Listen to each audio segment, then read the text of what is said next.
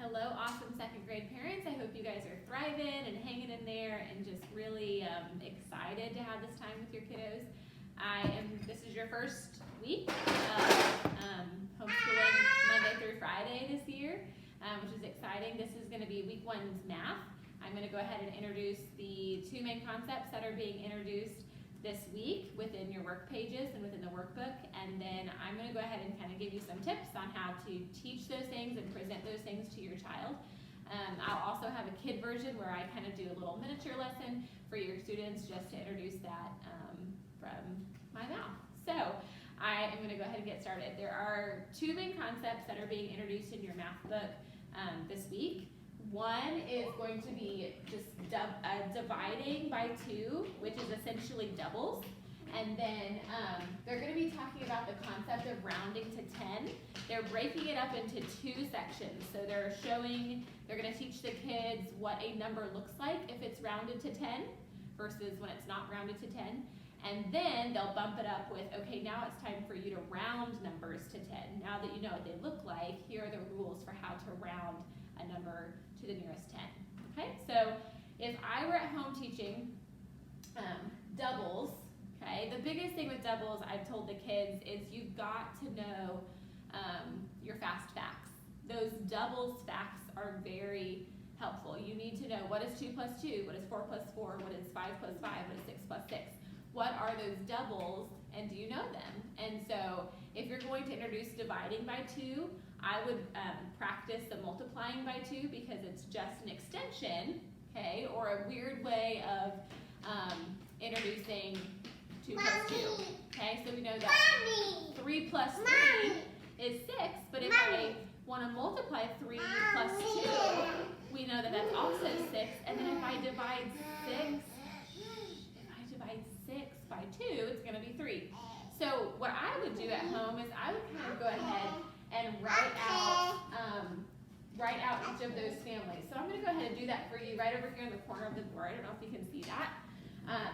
But I'm going to go ahead and write that family out for you. And so maybe as you're presenting, okay, dividing by 2, this is what it looks like. Is that better? Okay. This is kind of the family that goes in. So we would have, we'll just do 4 plus 4. So we know that 4 plus 4 equals 8. And they're just doubling, right? It's double trouble. They're the same number, okay? And then we know that 8 minus 4 equals 4, okay? Same family. The 4s are just doubled to make that. Now, if I wanted to use multiplication, I would say, okay, instead of 4 plus 4, I'm just going to say 4 times 2 because this is 4 groups of 2 or 2 groups of 4. Okay, 4 and 4 equals 8. And then if I wanted to divide it, I would have 8, okay, divided by 2 equals 4. So introducing this to your child, you could go ahead and write maybe 3 of those families down and just kind of show them the relationship between them, and then have them make one. Say, okay, we've done 4 plus 4, we've done 5 plus 5, and 3 plus 3. I want you to see if you can make the 6 plus 6 family, okay? And have them make that family as you're introducing dividing by 2. Okay, so that should help as you're introducing that. Moving on, they're also introducing rounding to 10, but like I said, they're breaking it up into 2 sections. So the first thing that you're going to see as you introduce rounding to 10 is showing your child, okay, what does the number look like if it's been rounded to 10? Okay, the book is going to give a list of numbers, okay, just like this, 10, 20, 30, 40, 50, and then, can I have one of those, please? May I have the, let's see, what color do I want? I want the orange, okay? And then what they have is they've got an underline under the 0. So the book is teaching them that if the number is rounded, okay, to 0 at the end, okay, one that's a multiplier of 10, if it's got a 0 at the end, then it has been rounded to 10. Okay, so one way to tell your child that is, oh, it's got a round shape at the bottom. It's been rounded, okay? another way to teach your student that. So that's where they're starting. That's going to be pretty easy for them. They're going to ask questions like, okay, which number between this number and this number has been rounded to 10?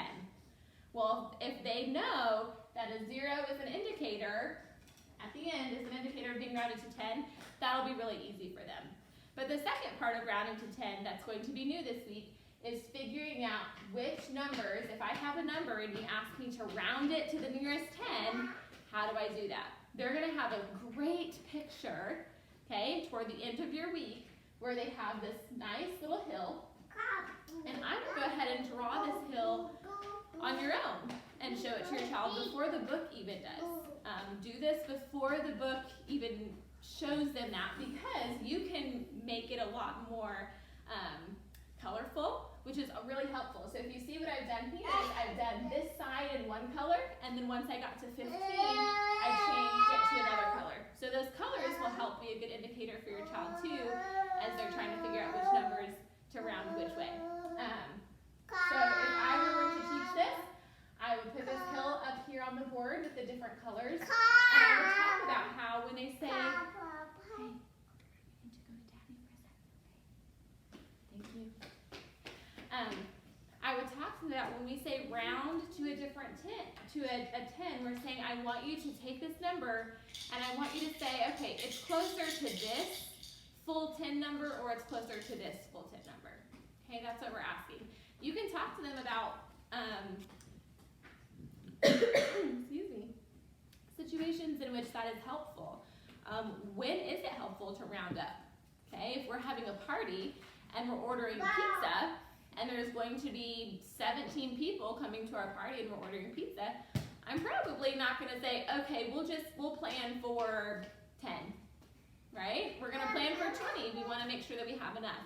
So rounding is a helpful thing to learn just in real life. So explaining that to them as well, because sometimes having that concrete, oh, this is why I need to know this, is really helpful for them as well. So I would have this hill here, and then I would just talk to them about, I get all the way to the 1, 2, 3s, and 4s in the back, and those will all round down to 10. But if I'm at 15 or above, with a 5 or above, I'm going to round to 20. And it's going to be the same thing from 20 to 30. If I'm at 23, then I'll round down to 20. If I'm at 28, I'll round up to 30. So even making maybe 4 or 5 of these hills from 10 to 20, 20 to 30, 80 to 90 would be really helpful for them. So those are your new concepts this week. Have fun teaching. Happy teaching.